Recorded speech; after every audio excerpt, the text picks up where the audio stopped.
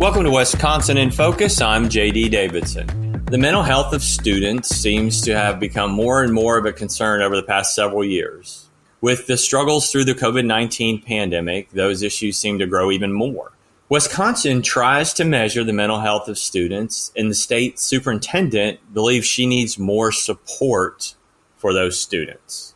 Joining us today is Ben Yount, Wisconsin contributor for the Center Square. And Ben, tell us about the information that came to light this week regarding student mental health.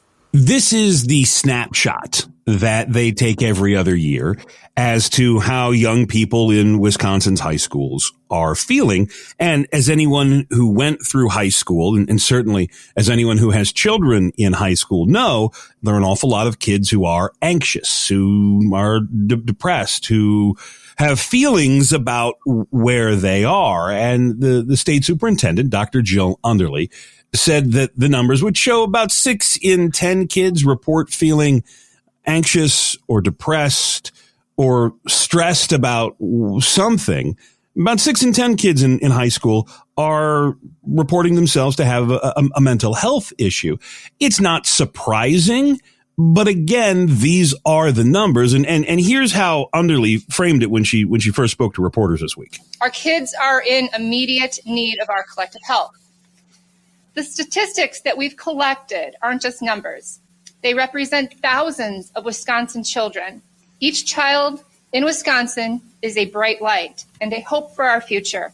And the scale of this student mental health crisis is immense. 59% of Wisconsin high school students who took the Youth Risk Behavior Survey last year told us that they dealt with at least one mental health challenge within the past year. Think about that for a second.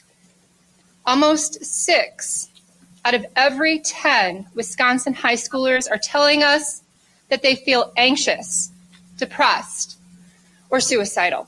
Now, Underly went on, took a look at the numbers for LGBTQ students, and she said those numbers, when you look at the survey, are worse. Each day, these kids carry with them an incredible burden. And the data is even more acute for our marginalized students. 1 in 4 students who took the survey said they experienced hunger because of a lack of food in their home. 79% of lesbian, gay, or bisexual youth report experiencing anxiety. 63% say they experience depression. 40% say they have considered suicide. This is not something we want to hear, but it's something that needs to be heard. Underly would go on to make the pitch that this is proof that the state needs to spend millions of dollars more on mental health support. She didn't say exactly what that is, exactly how many millions, or exactly what it is that she wants these mental health support people to do other than listen to kids. The response to this, however, has been not as budget focused as you would think. So there's a couple of things that I want to ask about. First of all, what was the response rate of this survey? That's one of the rubs that we pointed out in the story. 1,882 Wisconsin students in 42 public charter and alternative high schools took the test. Now, overall, there are 850,000 school kids in Wisconsin. If you break that down to just high schoolers, it's 260,000. If you take a look at this and say about 1,900 out of about 260,000, that's still less than 1%. I think it's 0.75% as opposed to 0.25%, which was the original math.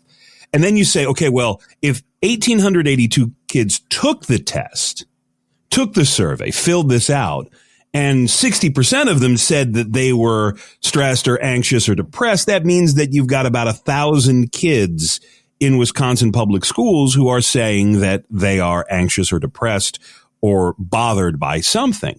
And I have a child who's still in high school, and, there are many days she comes home in tears, and some of it is normal teenage stuff. I got a bad grade. My boyfriend broke up with me. My friends don't like me. I didn't look good in my skirt today. That's a normal thing.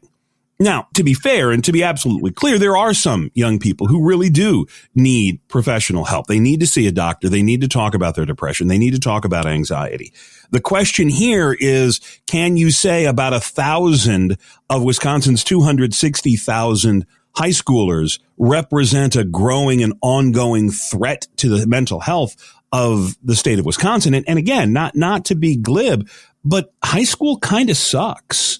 And part of learning that is going through high school and growing up and realizing, oh my God, I was so broke out about the bad grade I got in Spanish. None of that matters anymore. And how many people took this is one of the big questions that comes out of this survey. So what kind of responses are we seeing?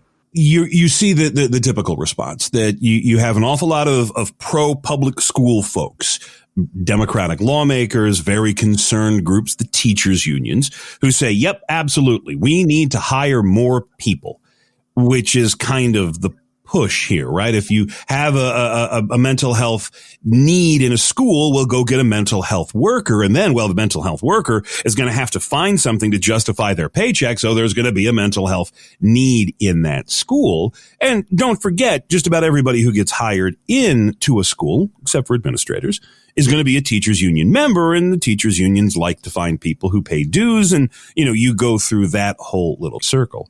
The response from most parents is, yeah, this is high school, and it sucked for us, and it's not the greatest for kids. And then this is the generational gap that, I'm 50 years old. When I was in high school and things were tough or weren't going my way, my old man told me life's tough, get a helmet. Many parents of young people in school today, they're not that cold. And so you do have some parents who say, well, but yes. And look, we could spend an entire podcast talking about the anxiety rates among Gen Z, that they report mental health struggles at the rates that we saw from mental patients back in the 1960s. And this is just a different thing. And social media and the pressures that come along with that. There's no doubt that an awful lot of kids are feeling anxious, feeling nervous, but part of being a teenager is feeling anxious, feeling nervous. And you got to remember that this is a very, very small snapshot with a very, very pointed purpose for the education bureaucrats here in Wisconsin. Certainly. And it's again, not to be glib or make light of mental health of students. It is an important issue, and it's one that's not going to go away, and it's one that we will continue to follow. Ben, thanks for joining us today. Listeners can keep up with this story and more at thecentersquare.com.